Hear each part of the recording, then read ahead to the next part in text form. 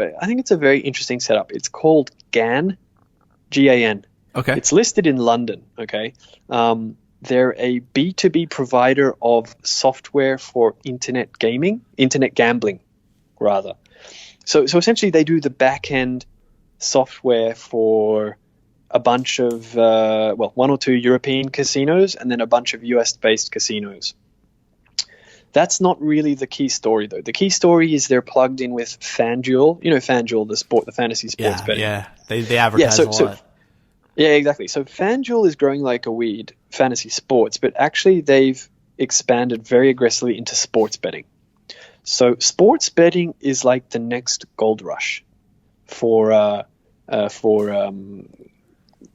growth, let's say. And I should mention this is not my typical kind of credit-based idea, because this is a little bit light on cash flow now, but it's just so cheap and growing so fast with a clear catalyst. So I think it's interesting for your readers to look at, or your listeners to look at, rather.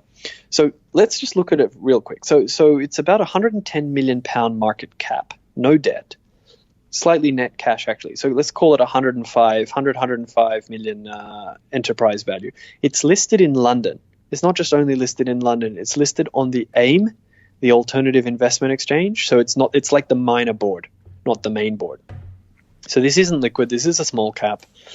But all their business is essentially in the US. Now, it wasn't always the case, but because US internet gambling is growing so rapidly and they're a provider of software to FanDuel, they're growing revenues over 100% year on year. So this year revenues will go from £10 million last year to £25 million this year. And I think next year they'll be £35 million minimum. So you're buying this thing at maybe 3.5, 4 times revenue next year, maybe, if they're already EBITDA profitable. They spent a lot of money in the last few years building out the infrastructure and the platform. And essentially, look, they get paid a fee based on how much people gamble, right? So they provide the back-end software. They have performance fees. They have licensing fees, but then they also get a royalty fee essentially based on uptake and average revenue per daily active user, right? So there should be a lot of operating leverage in a model like that. They say 6 out of every 10, every dollar, 60 cents of every incremental dollar of sales from this point forward drops straight down. That's not my working assumption, but even if you just haircut that a lot, it's very hard to see how this isn't, a 25-30% EBITDA margin business out a year or so, right? So you're looking at a company growing top line above 100% in a market that is nascent, right? Sports betting is only in 3 or 4 states, right? It's in Pennsylvania, it's in Jersey, it's in Indiana, and obviously it's in Nevada, but essentially it's only in 3 or 4 new states, and it's new states are getting added at a rate of knots, right? It's pretty hard to see how sports betting isn't legal across the whole country in a few years.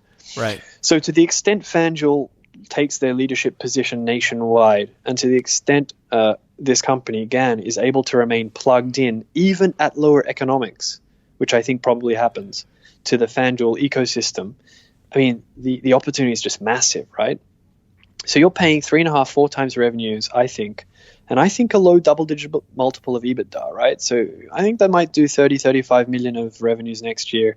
I think they could do close to 10, maybe, call it around 10, maybe a bit more, maybe a bit less of EBITDA.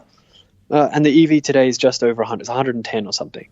So companies like that don't trade at multiples like that in the US. They just don't. The only reason this company trades at under 4 times revenues is because it's a junior listed on the London minor exchange. So guess what? The company is doing a relisting on the NASDAQ.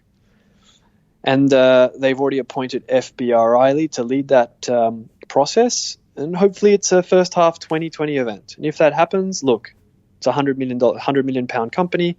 Doesn't take a lot of eyeballs to move the needle, right? From being a £100 million company to it could easily be a £250 million company, right? Right. So look, I started buying this stock when it was obviously much smaller.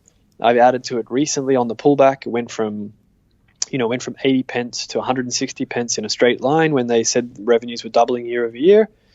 And then it came back to 120 or whatever. Now it's back at 140. So look, I think on the relisting catalyst alone, this should trade at least in line with the smallest, crappiest other SaaS names in the US, right? So don't look at the Twilios or don't look at the Zooms or whatever, but just look at the smaller, dodgier ones, which probably are worse businesses, but whatever, be conservative. Even then, you're looking at 5 5-6 times revenues, right? And none of those are growing 100% year over year, right? So, look, I just think it's very difficult to see how this trades much below where it trades now once it relists. And I guess the added kicker is the CEO is a guy called Dermot Smurfit. He still owns, him and his family still own about 30% of the company. They took the company through a sales process due to inbound inquiries about 4 or 5 months ago, and then decided not to sell the company. In other words, they were shopping the company before the business inflected. Business really only inflected in the last, 2 quarters, let's say. So they're shopping the company on worse numbers, and even then, I think the bids were probably around 100 pence, and it's 140, and the business is absolutely inflected. And the Smurfit family is one of the richest families in Ireland. They are massive in paper and packaging. So this is a tiny company relative to their wealth, but the son of the founder of that Smurfit Kappa company is dedicating all his time and energy building this company, and is fully incented, meaning he thinks this company could be a multi-bagger. Otherwise, I don't think he'd waste his time with it. So I don't mind the setup there. You have some hard catalysts in the relisting. You have a very attractive long-term story. I kind of understand why it's cheap. Essentially there's no eyeballs on it. And as I said, you have a few things in the next 6 months that should really refocus new investors' attention on the cheapness and give us a way to recatalyze the valuation to something closer to fair value.